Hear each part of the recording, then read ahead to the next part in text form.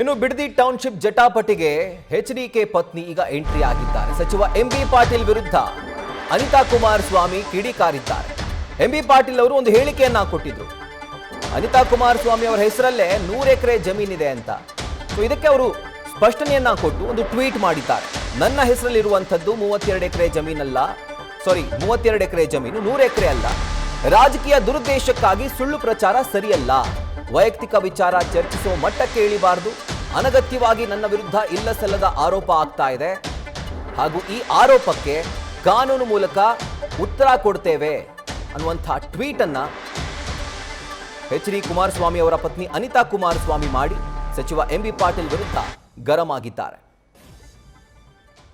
ಆ ಒಂದು ಟ್ವೀಟ್ ಕೂಡ ಗಮನಿಸ್ತಾ ಇದ್ದೀರಿ. ನನ್ನ ಹೆಸರಲ್ಲಿರುವಂಥದ್ದು 32 ಎಕರೆ ಜಮೀನು, 100 ಎಕರೆ ಅಲ್ಲ. ಎಂಬಿ ಪಾಟೀಲ್ ಅವರು ಹೇಳಿದ್ರು 100 ಎಕರೆ ಜಮೀನಿದೆ ಅಂತ.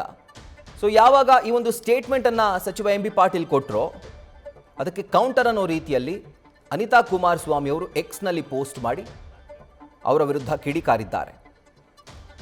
ಇಲ್ಲಸಲ್ಲದ ಆರೋಪಕ್ಕೆ ಕಾನೂನು ಮೂಲಕ ಉತ್ತರ ಕೊಡ್ತೇವೆ. ನನ್ನ ಹೆಸರಲ್ಲಿರುವಂಥದ್ದು 32 ಎಕರೆ ಜಮೀನು. ಸಚಿವರಾದ ಶ್ರೀ ಎಂಬಿ ಪಾಟೀಲ್ ಅವರು ಹೇಳಿರುವಂತೆ 100 ಎಕರೆ ಅಲ್ಲ. ರಾಜಕೀಯ ದುರುದ್ದೇಶಕ್ಕಾಗಿ ಮನೆಯವರನ್ನ ಎಳೆದು ತಂದು ಸುಳ್ಳು ಪ್ರಚಾರ ಮಾಡೋದು ಯಾರಿಗೂ ಕೂಡ ಶೋಭೆ ತರುವಂಥದ್ದಲ್ಲ. ವೈಯಕ್ತಿಕ ವಿಚಾರಗಳ ಬಗ್ಗೆ ಚರ್ಚಿಸುವ ಕೀಳು ಮಟ್ಟಕ್ಕೆ ಯಾರು ಕೂಡ ಹೋಗಬಾರ್ದು. ಅನಗತ್ಯವಾಗಿ ನನ್ನ ಬಗ್ಗೆ, ನನ್ನ ಕುಟುಂಬದ ಕುರಿತು ಇಲ್ಲಸಲ್ಲದ ಆರೋಪಗಳನ್ನು ಮಾಡಿದ್ರೆ ಕಾನೂನು ಮೂಲಕ ಅಂಥವರಿಗೆ ಉತ್ತರವನ್ನ ಕೊಡ್ತೇನೆ. ಇದು ಕೇಂದ್ರ ಸಚಿವ ಎಚ್.ಡಿ.ಕೆ ಅವರ ಪತ್ನಿ ಮಾಜಿ ಶಾಸಕಿ ಅನಿತಾ ಕುಮಾರಸ್ವಾಮಿ ಅವರು ಮಾಡಿರುವಂಥ ಒಂದು ಟ್ವೀಟ್.